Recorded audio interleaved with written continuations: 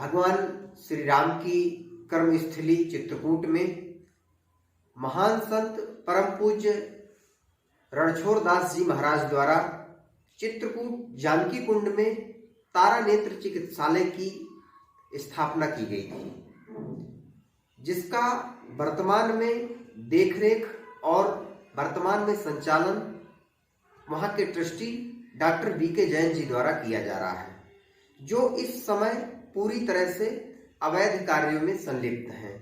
चाहे वह शासकीय भूमियों का अतिक्रमण हो, चाहे वह हॉस्पिटल से संबंधित तमाम प्रकार के घोटाले हों। अभी हाल ही में हमने आरटीआई के तहत राजस्व विभाग से एक जानकारी मांगी थी कि सदगुरु संघ ट्रस्ट द्वारा मध्य प्रदेश शासन की कितनी भूमि पर अतिक्रमण किया गया है, जिस पर आज दिनांक तक सही जानकारी हमको नहीं दी गई।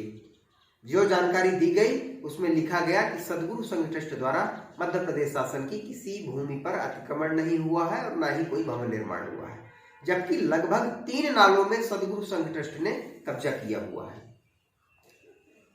परम पूज्य रणछोड़ दास जी महाराज ने जब जानकी कुंड हॉस्पिटल की स्थापना किया था तो उनका एक सपना हुआ था कि चित्रकूट क्षेत्र की भौगोलिक स्थिति काफी दयनीय है। यहाँ पे तमाम संत महात्माओं का वास है।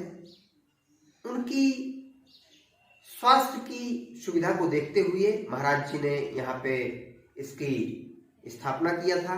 यहाँ के क्षेत्र के लोगों के पास कोई रोजगार, कोई व्यापार नहीं था, आर्थिक स्थिति का संकट था, जिसके चलते महाराज जी ने हॉस्पिटल की स्थापना किया था कि कम पैसे में यहाँ के लोगों का समुचित इलाज होगा। लेकिन जब से जैन साहब यहाँ के ट्रस्टी बने हैं तब से पूरी तरह से लूट खसोट चालू है। किसी को 50,000 का लेंस डलवाया जा रहा है किसी की आंखों में, किसी को 10,000 का, किसी को 5,000 का, किसी को 15,000 का। जो जैसा आदमी है उससे उस प्रकार से लूट खसोट का काम चालू है। भाई चालू क्यों ना हो? क्योंकि जैन साहब ने अपनी प्रभुता का आभा मंडल इतना लंबा बना लिया है कि ना तो किसी प्रशासनिक अधिकारी की हिम्मत है और ना ही किसी जनप्रतिनिधि की हिम्मत है कि जैन साहब के खिलाफ एक शब्द बोल दें। जैन साहब चाहे सही करे और चाहे गलत करे, हर जनप्रतिनिधि उनके पैरों के नीचे दबा हुआ है। बहुत बड़े दुर्भाग्य का विषय है। मैं पूछना चाहता हूं आदरणीय जैन साहब से कि आपके ट्रस्ट में हमारे क्षेत्र के कितने लोगों को रोजगार आपके यहां दिया गया है?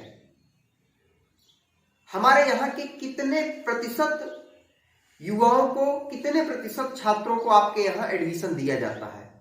आपके यहां एडमिशन भी होते हैं तो तमाम मंत्री, मिनिस्टर और सांसद, विधायक की सिफारिश पर होते हैं, जिसकी कोई पहुंच नहीं है, कोई पकड़ नहीं है, उनके बच्चों का एडमिशन नहीं होता है। किसी गरीब व्यक्ति को आपकी संस्था से किसी प्रकार का कोई लाभ नहीं मिलता है। आखिर आपका ट्रस्ट गरीबों की सेवा के लिए है, जनहित के कार्यों के लिए है, या सिर्फ लूट खसोट का काम आपके द्वारा किया जा रहा है? तमाम लोगों से मैं इस वीडियो के माध्यम से आग्रह करना चाहता हूं कि आज से 20 साल, 25 साल पहले की जैन साहब की स्थिति देखी जाए, इनकी संपत्ति का उस समय का आकलन किया जाए और आज का आकलन किया जाए। उस ट्रस्ट के ट्रस्टी होने के बाद इन्होंने करोड़ों अरबों की संपत्ति एकत्रित की है। पहुंच, पकड़, पूरा आभा मंडल सदगुरु संघ ट्रस्ट के ट्रस्टी होने के कारण इनका बना है। लेकिन क्या वास्तव में इनके द्वारा किसी गरीब का कोई भला हो रहा है? अभी 2 साल पहले श्रेयांश प्रेयांश हत्याकांड बहुत हृदय विदारक घटना हुई थी। वही घटना अगर किसी अन्य प्राइवेट स्कूल पे हो जाती तो उस विद्यालय संचालक की इतनी बुरी दुर्गति होती कि उसको आत्महत्या के लिए मजबूर होना पड़ता, प्रशासन उसे जीने ना देता। लेकिन इतनी बड़ी घटना हुई, पूरा प्रदेश, पूरा देश दहल उठा। लेकिन मजाल क्या कि प्रशासन जैन साहब के खिलाफ एक उंगली तो उठा ले। उसकी वजह है छोटे से लेकर बड़े स्तर तक का कर्मचारी जैन साहब के यहाँ उनके रेस्टोरेंट में रुकता है, उनकी पूरी सुख सुविधाएं लेता है, उनकी सेवा लेता है, इसलिए किसी की हिम्मत नहीं है। क्षेत्रीय जनप्रतिनिधि हैं जो, वो भी जैन साहब के एहसानों के तले दबे रहते हैं, जी हुजूरी करते रहते हैं। यहाँ के जनप्रतिनिधियों को भी इस मामले पर सवाल उठाना चाहिए।